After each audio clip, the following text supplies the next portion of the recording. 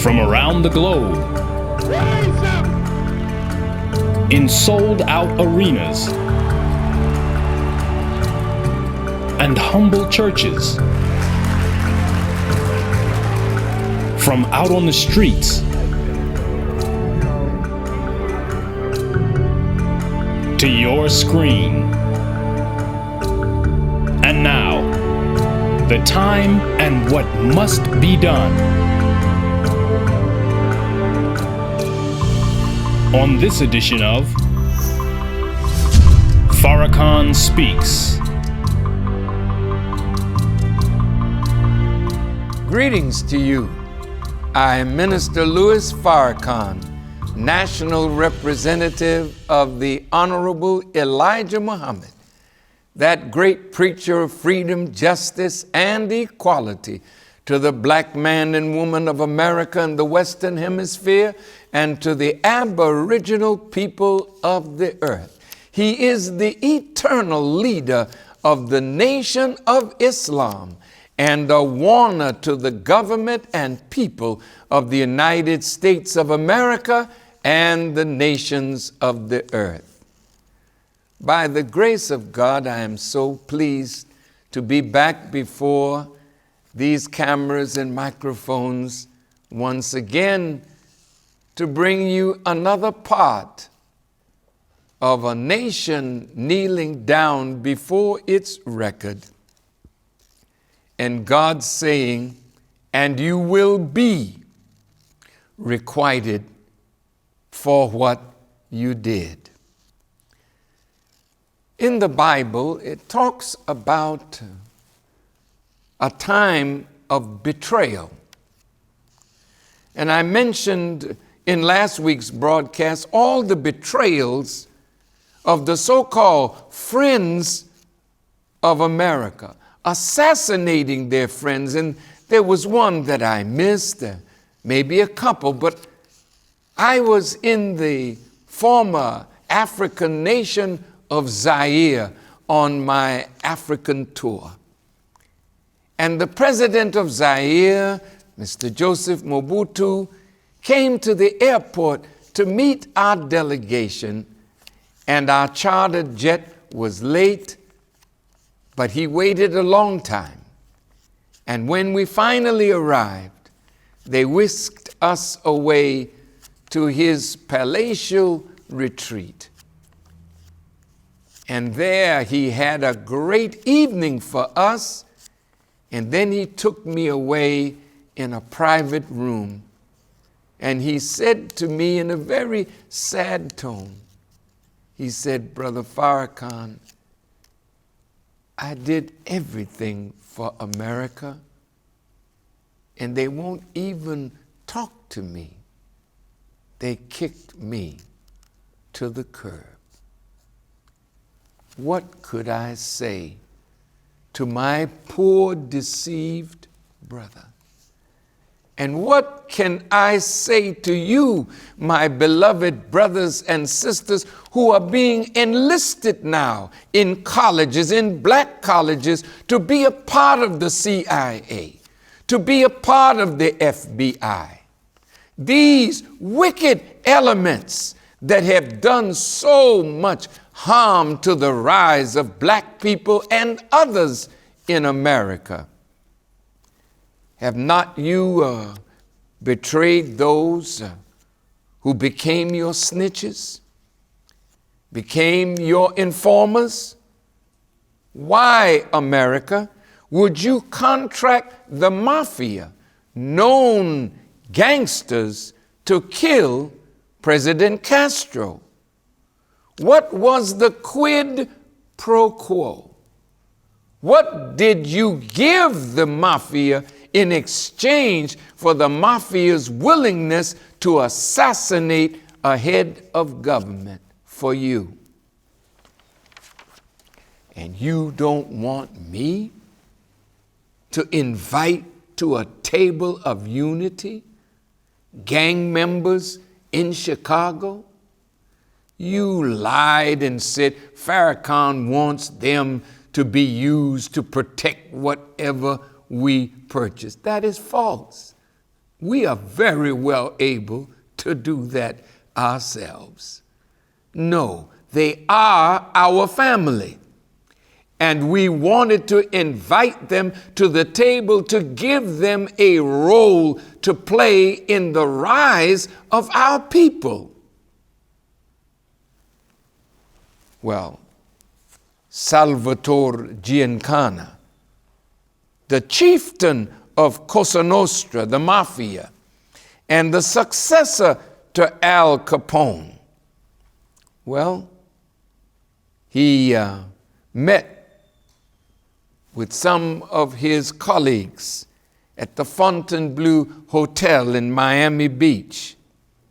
Giancana suggested that rather than try to shoot or blow up Mr. Castro, some type of potent pill that could be placed in Castro's food or drink would be much more effective. He said a corrupt Cuban official named Juan Orta, who was in debt to the syndicate and had access to the Cuban leader, would carry out the poisoning.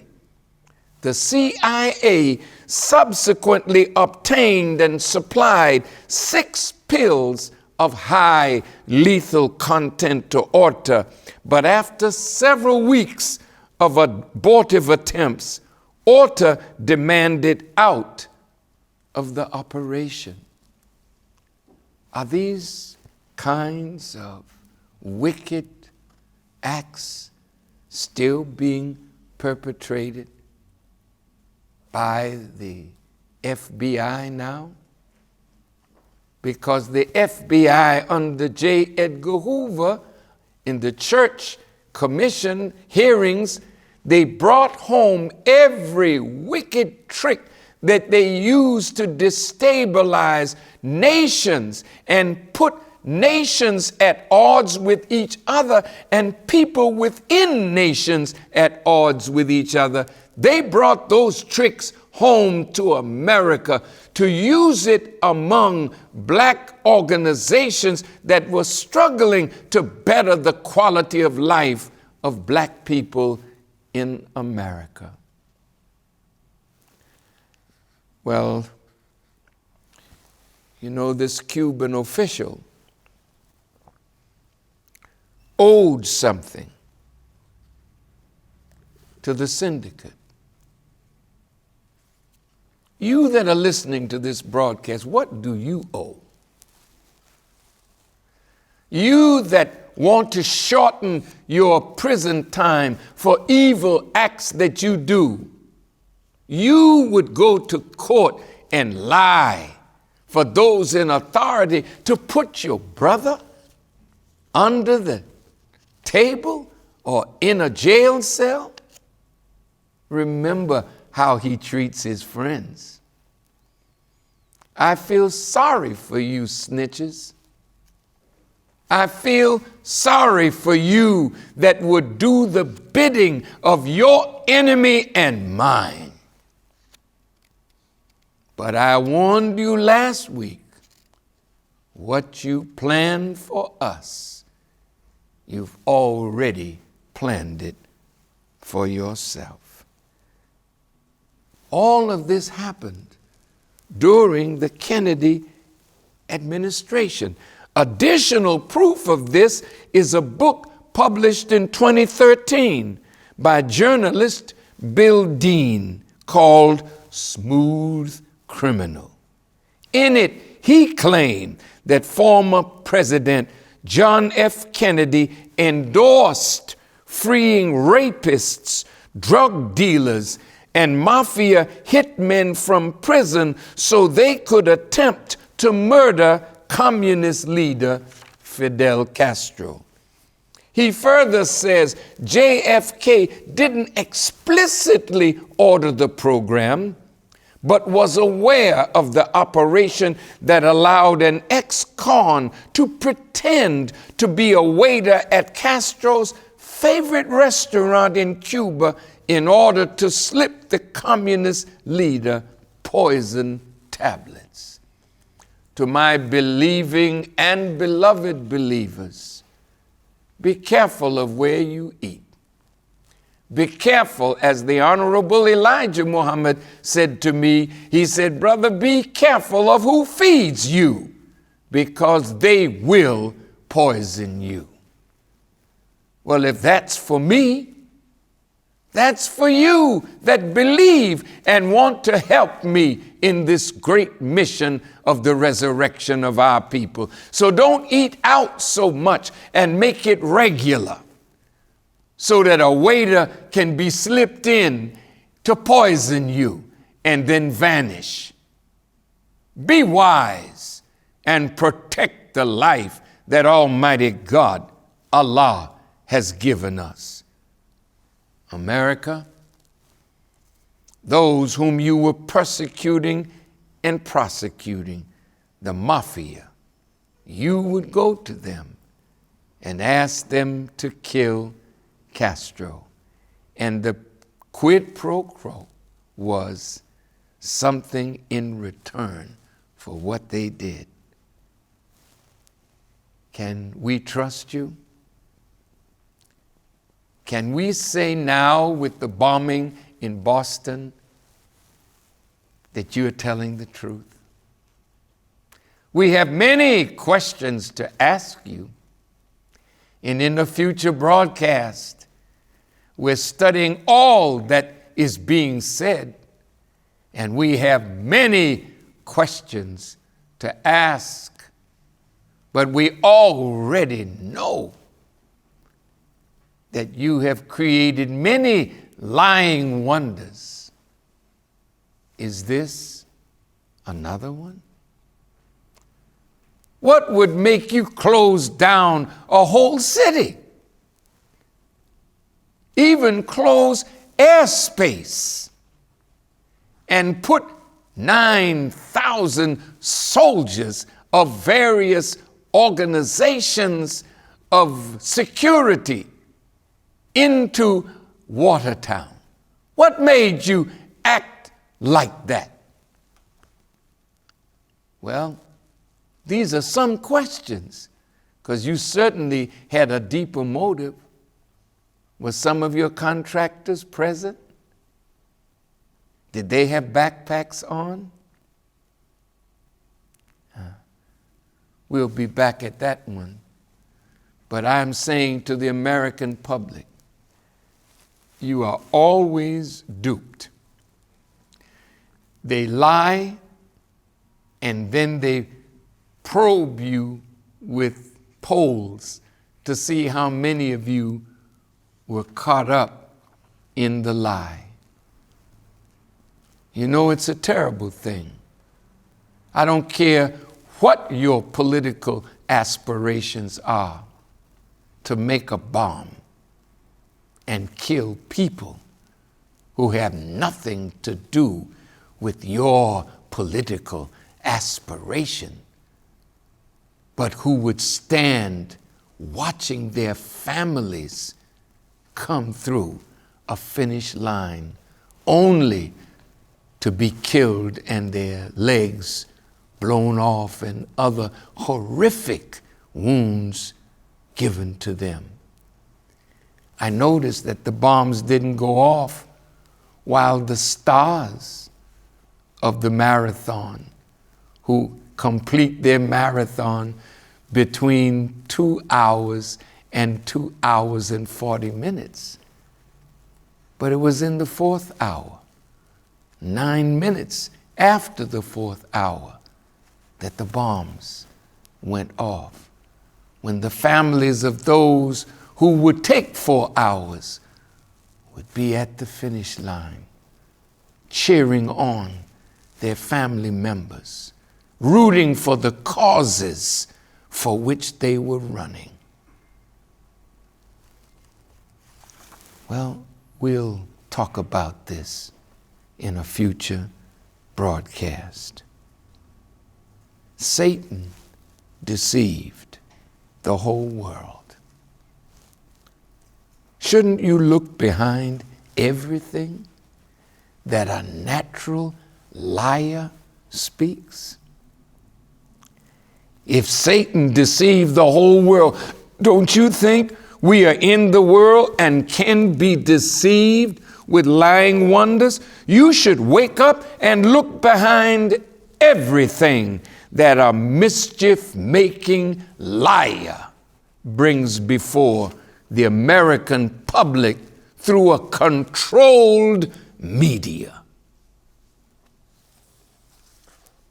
Satan is the father of lies. In the King James Version of the Bible, and by the way, some of you said, you here quoting the Bible. Yes, I am. And when I quote it, what you do, you go find what I quoted and see if what I'm saying is correct, but the exegesis of what I'm giving you is what God Himself has taught the Honorable Elijah Muhammad. The Messiah is not a man that just knows the Quran.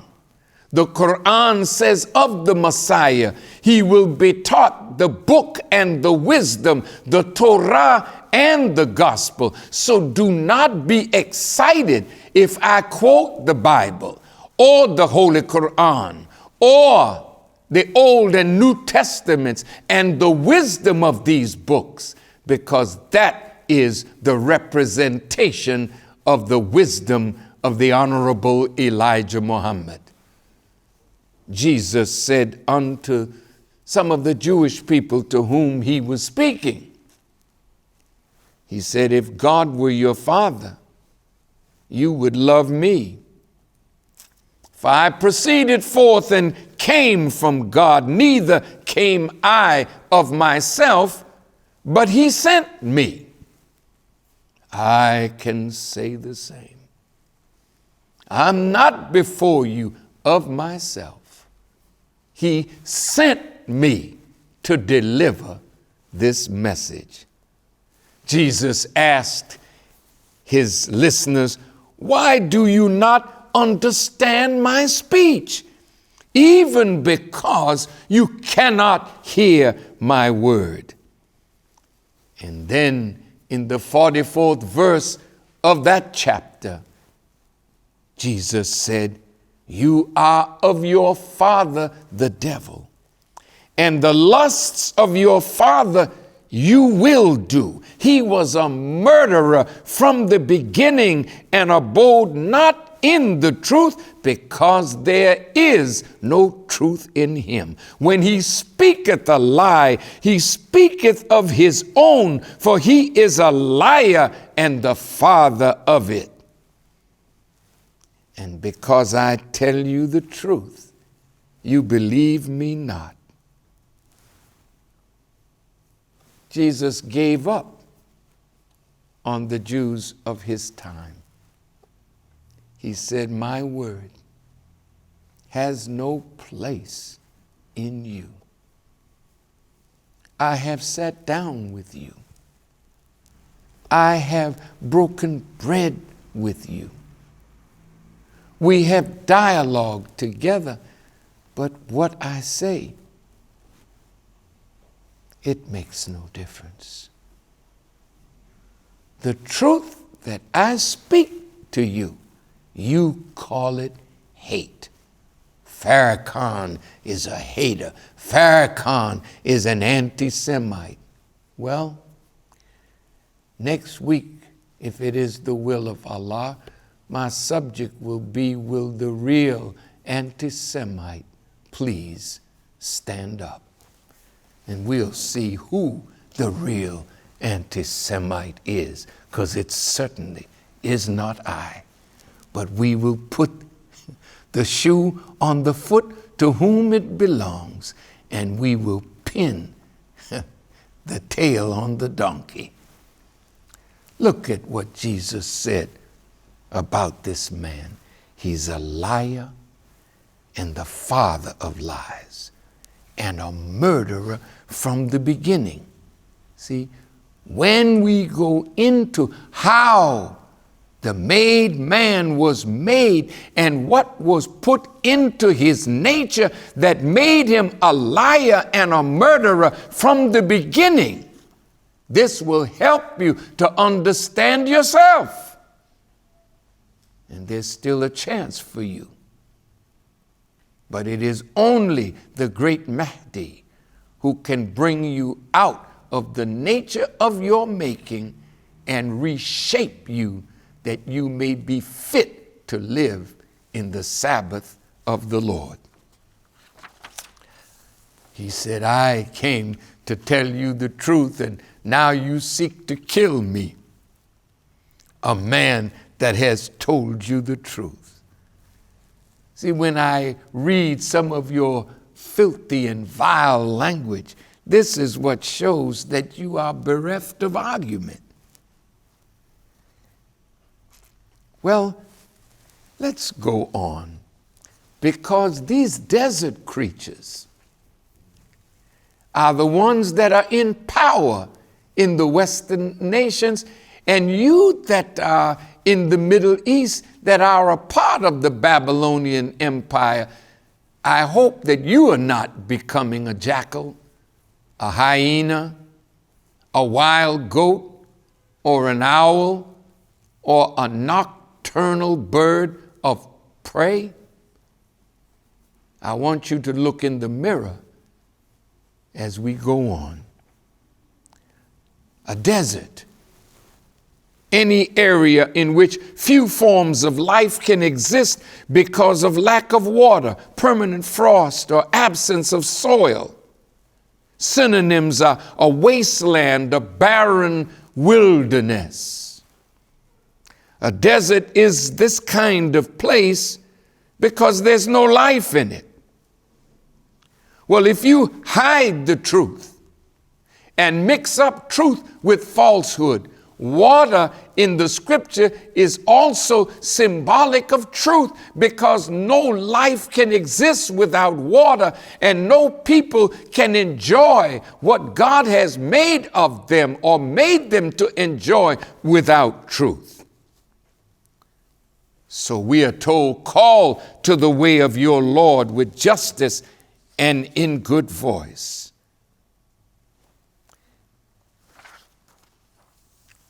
The Quran says the devil is our open enemy. This is not a hidden fella. He's all the way out in the open as an open enemy. Let's look at the Quran's teaching. O you who believe, enter into complete peace and follow not the footsteps of the devil, for surely he is your open enemy. The devil is not a spirit. The devil is a human being whose spirit and the energy of his life is giving to lying, stealing, and murder. Again, the Holy Quran says, O you who believe, follow not the footsteps of the devil. Again, footsteps. Well, you can't make a step without a foot. So this is a human being with feet that make a path, and God is telling us not to follow in the path of this mischief-making bloodshedder. For surely, the Quran says, he commands evil and indecency. And then it goes on to say, and were it not for Allah's grace on you and his mercy, not one of you would ever have been pure. But Allah purifies whom he pleases, and Allah is hearing and knowing. And in another place in the Quran, in the 17th surah chapter, the 53rd verse, and say to my servants, speak what is best. Surely the devil sows dissensions among them. The devil is surely an open enemy to man. This is an admonition to his own servants or Muslims. The enemy is among us, sowing the seeds of dissension among us. The open enemy of us is among us, pitting one against the others. So believers, argue with the people with that which is best, and never curse people or enter into vile discussions. That is the way you must argue, because you represent God. The disbelievers, in the chapter called the disbeliever, look at how Allah revealed this. Say, he's telling Muhammad to say to the disbelievers, and I'm saying to you, disbelievers, O disbelievers, I serve not what you serve, nor do you serve him whom I serve, nor shall I serve that which you serve, nor do you serve him whom I serve. For you is your recompense, and for me is mine. I represent God. I represent the Christ. I represent the Messiah. I represent the Mahdi that is in the world. These are living men, anointed with power by the originator of the heavens and the earth, to end this world and to bring in a world of peace, freedom, justice, and equality, where we all can live together in peace. Now look at this picture of Uncle Sam as a snake wrapped around the world. Are you sure that the head of the snake is one that you wish to have as your friend? Do you think that he's a good counselor to you? Do you think that when he gets my talented brothers and sisters in music, in sport, in play, that he's giving you good counsel? Why do you always end up broke and broken, but your accountants go on to wealth and power? Your lawyers go on to wealth and power. Your agents go on to wealth and power, while you go to jail or to the grave with nothing. You've taken them for friends. Listen to what the Holy Quran says about taking such an enemy for a friend. O you who believe, take not my enemy and your enemy for friends. Would you offer them love while they deny the truth that has come to you, driving out the messenger and yourselves, because you believe in Allah, your Lord? If you have come forth to strive in my way and to seek my pleasure, would you love them in secret? And I know what you conceal and what you manifest.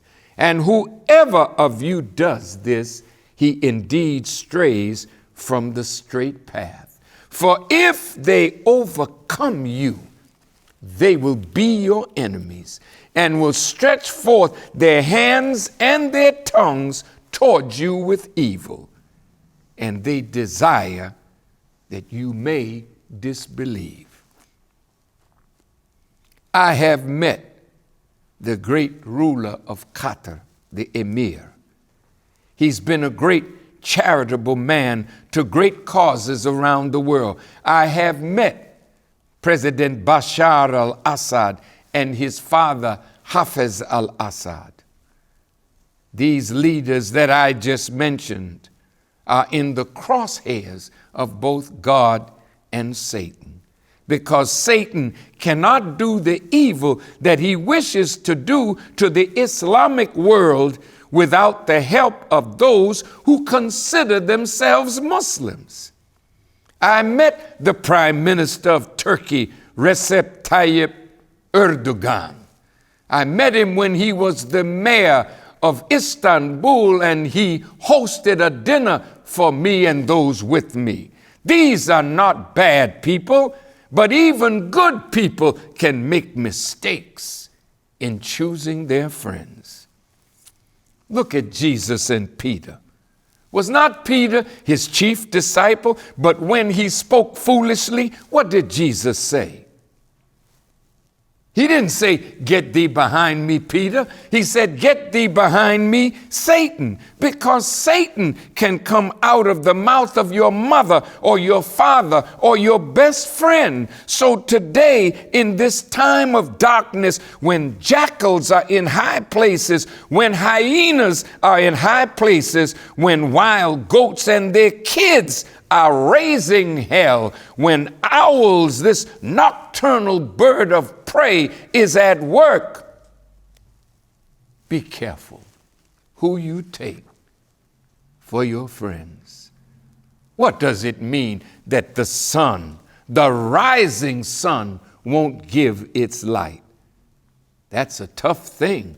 The rising sun is at the end of the darkest hour, and sometimes the clouds in the east are so thick it obscures the light of the rising sun, and the moon and the stars and their rising constellations, they will not give their light. This is telling you that darkness will spread so strong that it will obscure the light of the rising sun. It will obscure the stars and their constellations and the moon. It's not talking about the star in the heaven or the sun. It's talking about the lights of divine scholarship and knowledge that are in the people. It will be covered. And even the light of your brother. It is written in the Holy Quran in the 53rd Surah called the star. By the star when it sets. And if you read the footnotes of Maulana Muhammad Ali's translation of the Quran, when the star sets the Pleiades, there will be many great calamities. And I'm here to tell you that when I stop preaching, I have given you the warning. I have given you, by the grace of God, what must be done by the government of America, by us as black people, by the leaders and the people of the world. It's not on me anymore. After I have done my job, he will take me away from you, and then death and destruction will follow my absence. This is why it is written that we should take refuge in the Lord of the dawn. Refuge is a shelter or protection from danger. Refuge is something that protects you, that gives you aid and relief or a means of escape. In the Psalms of David, he says, "The Lord is my light, and he is my salvation. Of whom then shall I be afraid?" Well, in the Quran, Allah says to the believer, "Let not the believers take the disbelievers for friends rather than believers, though they be your near of kin. And whoever does this has no connection with Allah except that you guard yourself against them, guarding carefully, and Allah cautions you against his retribution, and to Allah is the eventual coming." This verse or ayah tells us that our family members who don't believe, we have to guard ourselves because they could easily be deceived by the enemy in a time like this. When the enemy comes to your family members, the FBI visits your home, and shows a picture of someone in your family and asks, do you know this person? This is only to frighten you away from the truth that a member of your family may have accepted. This next part of our broadcast is communism is not a problem for America. America doesn't have any aversion to doing business with communist nations. She does business with China.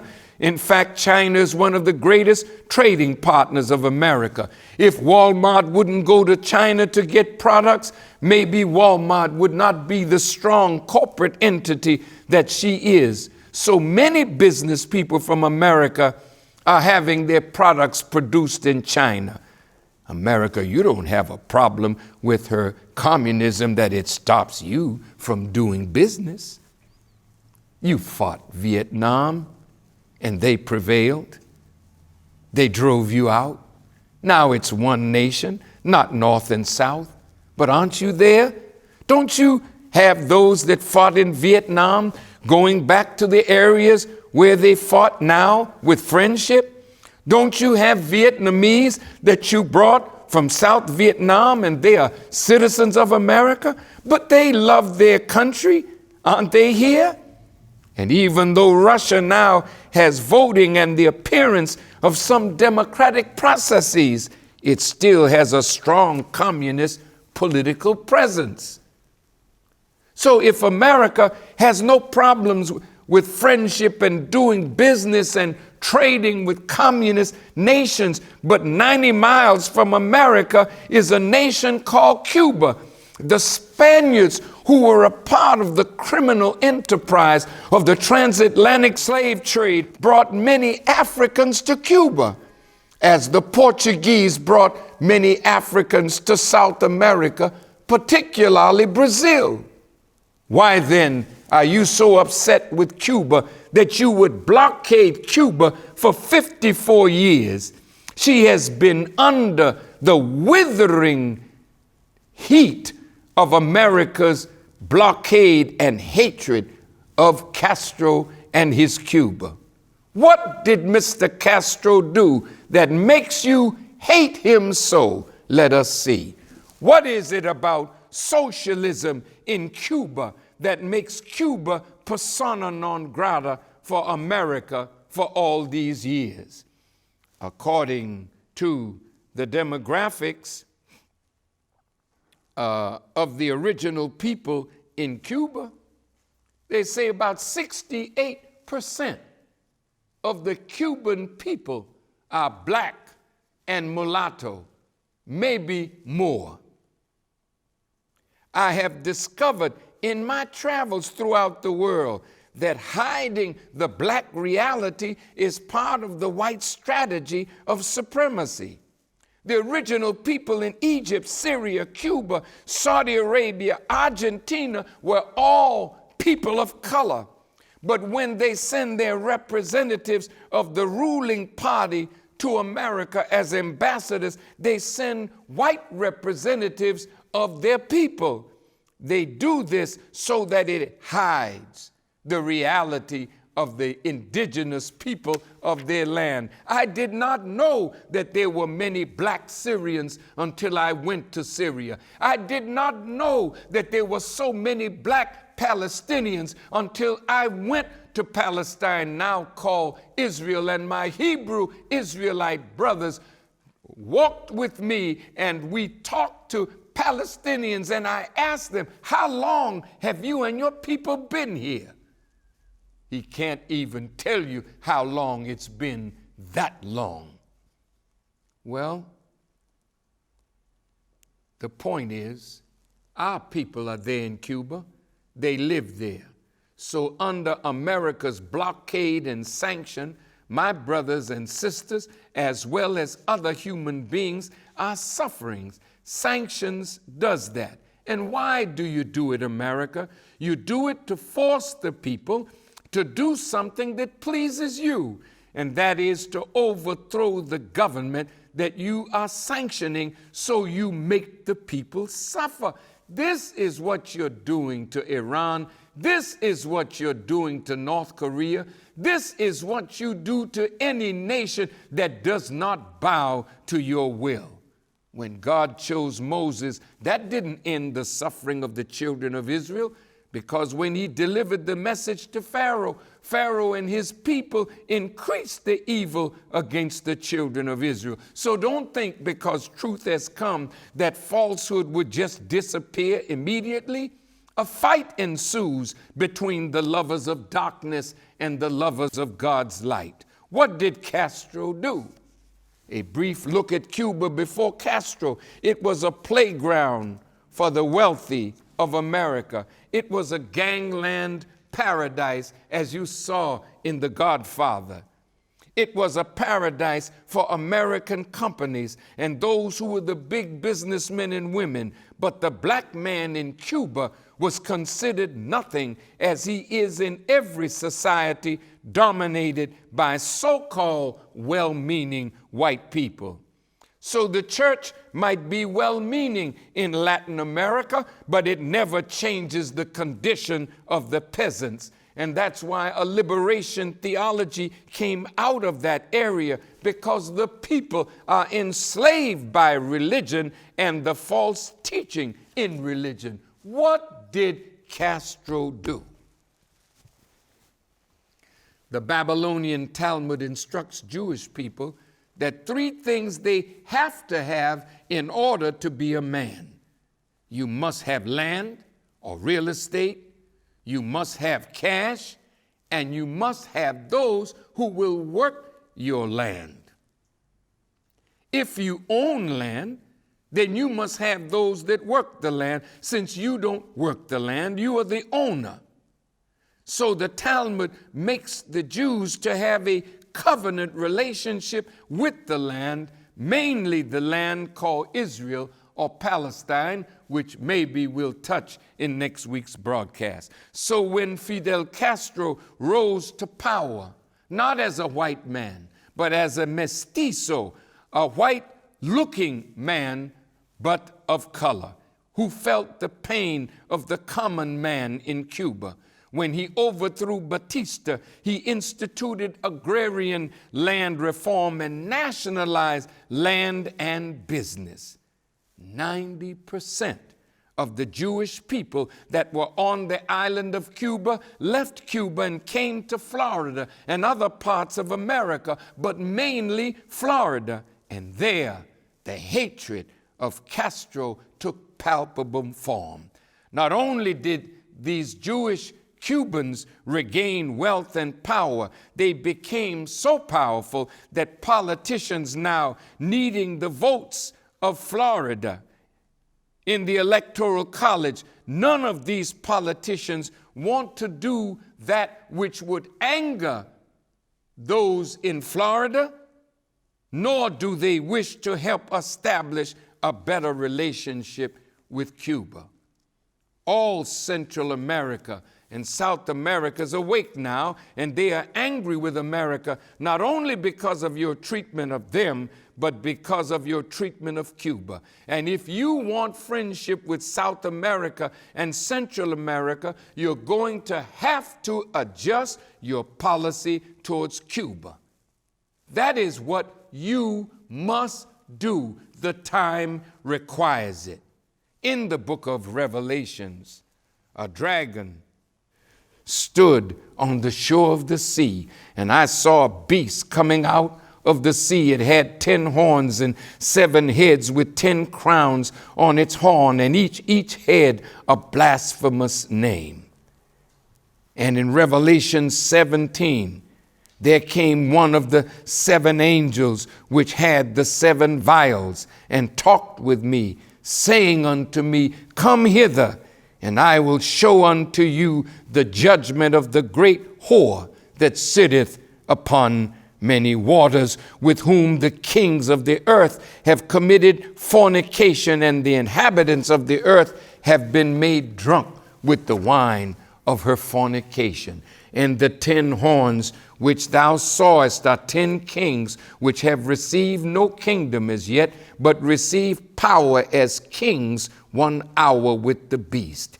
And the 10 horns which thou sawest upon the beast, these shall hate the whore, and shall make her desolate, and make it naked, and eat her flesh, and burn her with fire. Oh, my beloved brothers and sisters, the scholars universally agree that the 7 heads represent the 7 hills upon which Rome sits, and the 10 horns represent 10 independent governments, and a beast rising up out of the sea means a great power rising up out of the navy. The prophets didn't even give this world the respect of calling them human beings. It called them beasts. Many of you scholars have said that the 10 horns represent the 10 countries of the common market. But the Honorable Elijah Muhammad said, no, sir. He said those 10 horns represent 10 governments in Central and South America, which would give their power to the beast for a season. Then they will hate the whore and make her desolate. So now you see in Central and South America a growing movement toward socialism. Let me point out something to you that we mentioned to President Clinton. If you really think American democracy is great as a Christian, then let your light so shine before men that they may see the good of what you represent and glorify your Father which is in heaven. But you are trying to force nations into your sphere, and this will get you hell and them hell with you. So they will accept you as a guide for them. Well, Castro's cry is socialism, and that is the fear of the Babylonian Talmudic Jews who own tremendous hectares of land, not only in Central and South America, but also in Africa and Asia and throughout the world. So socialism or communism is a doctrine they have to fight because it ends their wealth and their power. Wherever socialism rises, capitalism begins to die. The Honorable Elijah Muhammad said to me that communism or socialism is the last stage of Western governance before the entrance of the kingdom of God.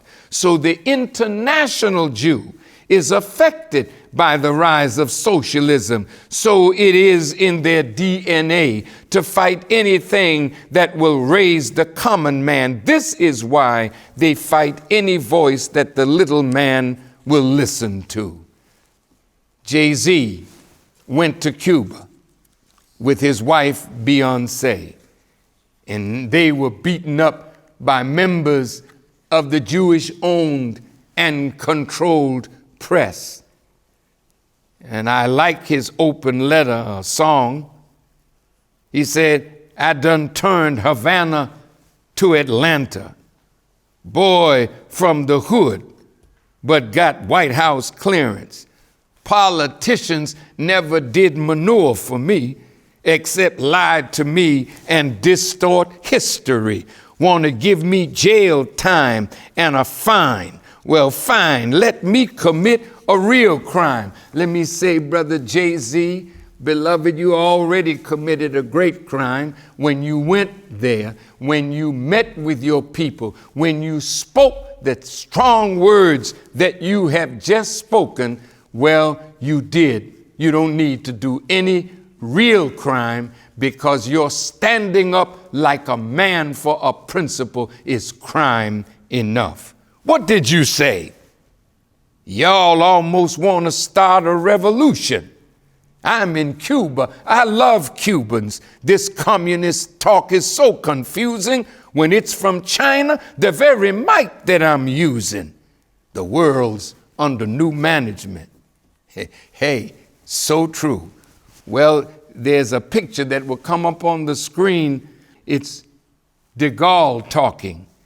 And look at what he's saying. And you'll see the picture of Elijah Muhammad there. He says, my countrymen and fellow crooks, this fellow, he's giving us the bad name, the devil. We must liquidate him so that we can devote our time towards the development of a glorious future. And look who's in the picture. Elijah Muhammad, Nelson Rockefeller, Moshe Dayan, the young man that was over the Watergate Commission. Look, they had the nerve to put this in a magazine telling you that it is one man and his truth that is ending their world. Well, America, when you saw people coming from Europe and other places visiting Cuba, resting on the beaches of Cuba, bringing hard currency to the hotels of Cuba, out of Miami came sabotage, assassinations, terrible killings, blowing up airplanes filled with people. You did this. You sanctioned this. Blowing up hotels, killing tourists. You did this. So killing people is not something that you don't do. They, out of their love for Cuba, came to America. Cubans who love Cuba and lodged themselves in Florida to see what was being done against their Cuba by Cuban Americans, or as Gloria Estefan says, Jubans. What were the Jubans doing? They are busy. In a 2010 article entitled The Silent War Against Terrorism by Jane Franklin, dealing with the history of America's efforts to assassinate President Fidel Castro, she comments on the Cuban Five. She comments that there were over 600 attempts on the life of Fidel Castro. She comments on G2, the intelligence arm of the Cuban revolutionary people, who thwarted all of these attempts to assassinate Fidel Castro. And when Americans were invited to Cuba, and they were shown all of the intelligence that these Cubans had gathered against American Cuban terrorists that were trained in Fort Benning, Georgia, trained in assassination, trained in sabotage, trained in how to make bombs, trained in making mischief. You trained them and sent them to do this evil and hid your hand as though you said or did nothing. Well, the Cuban Five are now languishing in prison. Gerardo Hernandez, Antonio Guerrera, Ramon Labuñino, Fernando Gonzalez, and Rene Gonzalez were tried, and convicted in Miami, where you know they could never get a fair trial. 14 journalists were used. 14 in Miami, paid by the CIA. Now an appeal to President Obama. President Obama, you are descendant from the people of light. This is what made you so attractive to the entire world. But you are surrounded by jackals, by hyenas, by nocturnal creatures, by wild goats, and they want to use you as the instrument of their wicked, wicked aim and policies and desire for the rest of the world. And if you don't follow their aim, they will try their best to assassinate you. I know you are in between a rock and a hard place, my brother. But God is still God. God protects me from them, and He will certainly protect you if you put your trust in Him. You, my brother president, have to come back to God, not using His name as a shield, but come back to the God that is the best part of your nature and be yourself. And then stand up against those who would have you attack those who have done you no harm, and you know it. You are from the God of righteousness, and that beauty in your soul is what has made the world come to your door. You are potentially a very beautiful man, but you are surrounded by these nocturnal creatures. When President Obama was first elected, I gave a message entitled A New Beginning, President Barack Obama. And in that message, I appealed to the leadership of America not to hamstring the newly elected president once he is sworn in and assumes the power of the presidency. I shared with you then verses from the Holy Quran, chapter 7. And to Thamud, we sent their brother Saleh.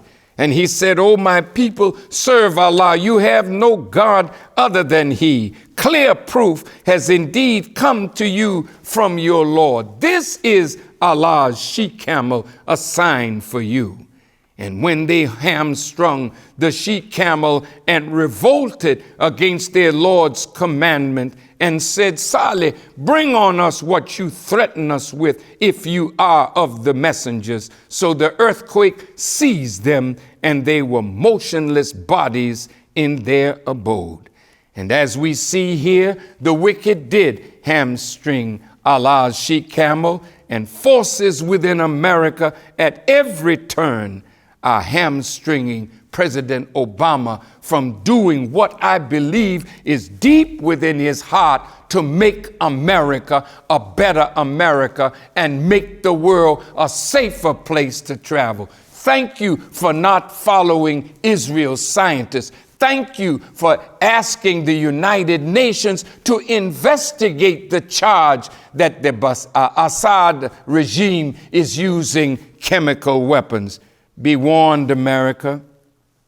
What is on the way to you is a great earthquake like it happened to Sodom and Gomorrah. I pray for you. I ask God to bless you, Brother President, and keep you from the snare of the nocturnal creatures that surround you. So in closing, America, you must advance a better policy toward Cuba. You must not follow the hatred of your friends in Florida. And to those of you who are Jewish, please remember that if you use your tremendous power and influence to guide America again into war, this will be the end of your power as a Jewish people and nation universally, and America will go down if she follows your errant, insane arrogance and guidance. Thank you for listening. Tune in next week, same time, same station, and tell your friends to do the same. Assalamu alaikum. Brothers and sisters, please log on again next week and every week this year for the time and what must be done. Tell your friends, tell your family. Log on to NOI.org every Saturday, 6 p.m. Central Time for truth, guidance, and unequaled love from the national representative of the Most Honorable Elijah Muhammad and the Nation of Islam, the Honorable Minister Louis Farrakhan. Pass on the word every Saturday at 6 p.m. Central Time at NOI.org. The time and what must be done. Remember, to have Minister Farrakhan answer your questions, tweet them to @LouisFarrakhan, #AskFarrakhan. And to add this message to your library or as a gift for someone you love, go to store.finalcall.com.